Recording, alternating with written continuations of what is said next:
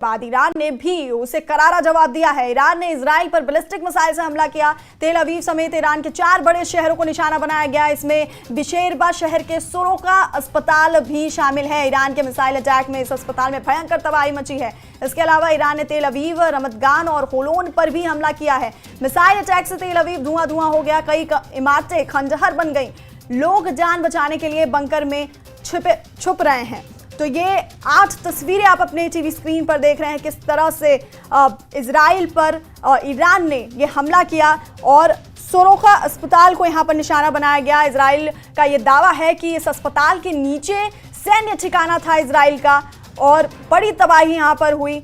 और बिशेरबा शहर में ये सोरोका मेडिकल सेंटर है जिसको ईरान ने निशाना बनाया और लगातार ईरान बड़े शहरों पर को निशाना बना रहा है। बिशेरबा, तेल अवीव और रमतगान, होलोन, इन बड़े शहरों पर ईरान हमला कर रहा है और मिसाइल अटैक से तेल अवीव धुआं धुआं हो गया। कई इमारतें खंडहर बन गई हैं और लोग जान बचाने के लिए बंकर्स का सहारा ले रहे हैं।